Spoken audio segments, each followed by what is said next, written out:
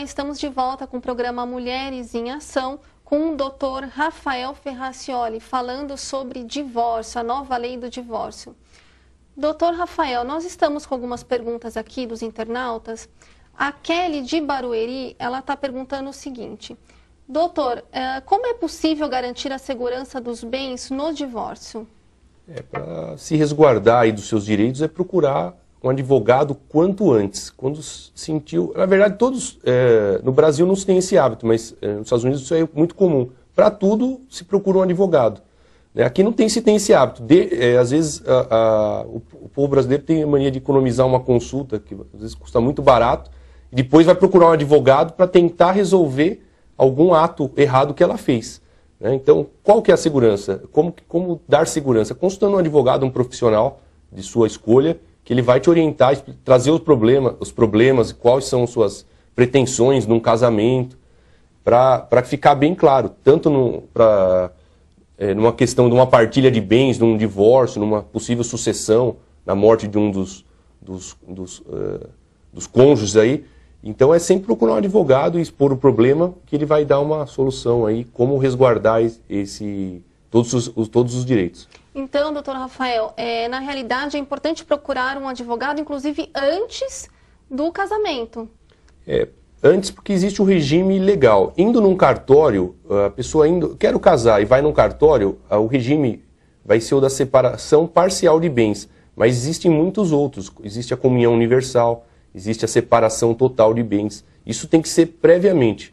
O casal tem que ir ainda na fase do namoro, na fase do noivado, ir a um cartório, manifestar, fazer uma escritura, que é o pacto antinupcial, e declarar esse regime diferenciado, que quando eles vierem a se casar, ou se eles vierem a conviver, nós estamos falando muito de casamento, mas também tem a questão do convivente, que na prática vai ter todos os efeitos como se casado fosse. Então, está namorando, a outra parte vai começar a conviver, vai começar a morar junto, talvez tenha que consultar um advogado para ver como que vocês vão dividir bens, o que gastou para o casamento. Então, tudo isso pode ser disposto já numa escritura, que é o pacto antinupcial. Vai disciplinar a separação de bens, e uma série de inúmeras questões aqui prévias ao casamento.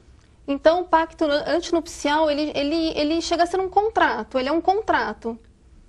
Tem a classificação jurídica é distinta, mas para o leigo podemos definir assim de uma forma bem prática, que é um contrato prévio de como será o casamento após a celebração. Já fica estipulado como que vai ocorrer, se aquele casal vier a contrair o casamento, como que vai ser definido bens e uma série de outros de direitos, principalmente bens. O pacto antinupcial, preponderantemente, aí é questão patrimonial. Certo. Doutor Rafael, a Maria da Penha, ela pergunta o seguinte: sob quais circunstâncias é possível pedir o divórcio? Todas. Não tendo, no caso de uma agressão, o divórcio não quero mais continuar casada. Seja por um motivo grave, uma agressão, um alcoolismo, uma doença mental, ou mesmo o desgaste, não tenho mais afinidade com a pessoa, ninguém é obrigado a ficar casado com ninguém. O casamento tem que ser bom enquanto os dois estão querendo estar casados. Se um não quer, o divórcio é a solução. É só procurar um advogado que vai orientar no cartório ou no fórum aí para fazer o quanto antes aí resolver essa questão, esse vínculo. Vai desfazer o vínculo e vida para frente. Agora o doutor falou na questão da violência, né? No caso da mulher que sofre violência, em relação, como é que fica? Isso interfere de alguma forma na partilha de bens? Enfim, de que forma isso interfere quando o cônjuge é violento, não digo só violência, mas quando uma outra parte da causa, uma traição, violência, a parte prejudicada tem direitos a mais do que se a separação fosse consensual. Então ela sempre vai ter vantagens, mas é mais burocrático, porque a pessoa vai ter que comprovar a culpa da parte contrária. Então ela tem que documentar. Foi traída? Documenta, não adianta perdoar. Também, isso é uma curiosidade. A pessoa foi traída, voltou a conviver. Aí depois de 3 meses, vou procurar meus direitos, agora não quero mais. Acabou. o judiciário entende que houve um perdão tácito, que a parte prejudicada perdoou. Então esse motivo não pode ser mais invocado. Então foi traída, por exemplo, foi agredida, rapidamente procura um advogado, não continua a convivência, porque depois esse motivo não vai poder ser usado. Se perdoou, voltou a conviver, a justiça entende como é o chamado perdão tácito. Esse motivo não vai poder mais ser invocado. Um outro ponto da questão da violência, retomando a questão da violência, é no sentido que aconteceu a violência, vai na delegacia, procura a delegacia do bairro. Em São Paulo tem muitas delegacias setoriais, que são as delegacias da mulher.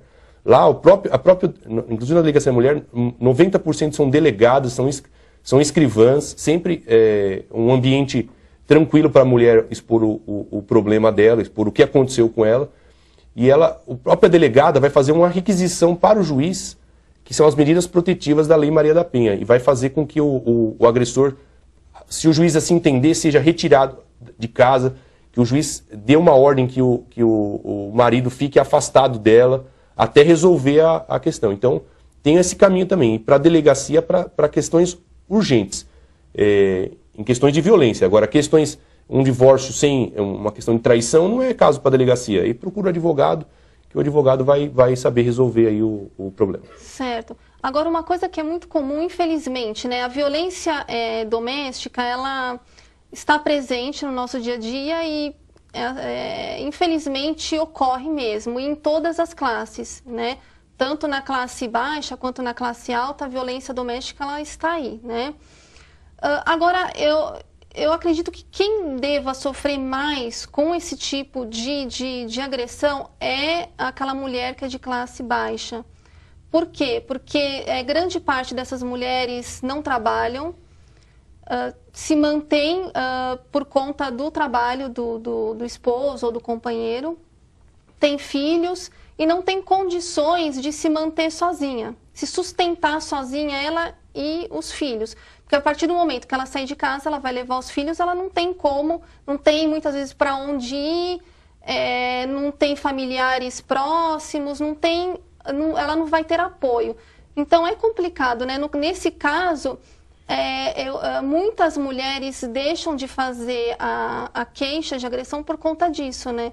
Porque elas falam, eu vou fazer a queixa de agressão, mas depois eu sou obrigada a voltar para minha casa porque eu não tenho para onde ir.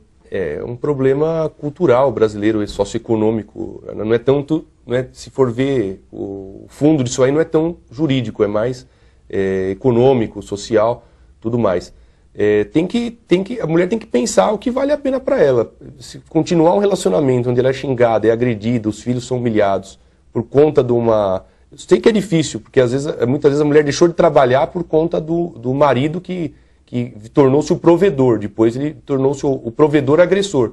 Ele usa dessa prerrogativa que ele que está provendo o lar e se vale disso para agredir, para externar algo que a mulher nem imaginava antes do casamento. Para isso tem a pensão alimentícia. A pensão para os filhos, são para os filhos e para a mulher. Tem muitos casos que a mulher recebe a pensão, é uma pensão para a mulher, com os filhos, normalmente a pensão termina aos 18, termina aos 19, se estiver estudando até os 24, 25. Isso é a regra, comporta exceções. Mas a mulher, às vezes, é eterna. Enquanto ela não casar novamente, não contrair um novo matrimônio, enquanto ela precisar, por conta da ajuda do ex-marido, ela vai ter um direito a uma pensão. E o contrário também. A mulher também, hoje em dia, pode, cada vez mais comum a mulher pagar pensão para o marido também. Isso tem acontecido, isso está se tornando... Cada vez mais aí depois, isso aí já foi uma briga antes de 88 que igualou, hoje depois de 88, da Constituição de 88, isso se tornou mais frequente e agora com o Código Civil novo que colocou uma verdadeira tampa nessa discussão, se tem igualdade, se não tem, isso já estava na Constituição, mas agora com o Código Civil isso está cristalino, está claro, a mulher e o homem têm direitos iguais, tanto um perante o outro, perante os filhos, pensão alimentícia, hoje não tem mais essa, um pode pagar a pensão para o outro, o que vai se ver? A necessidade e a possibilidade, quem precisa e quem pode dar, se juntou esses dois fatores aí, é pensão na certa, e é todas as responsabilidades, seja homem, seja mulher. Tá certo. Doutor Rafael, o programa está já chegando ao fim. Agradeço pela presença, por ter aceito o convite. O doutor quer deixar algum contato?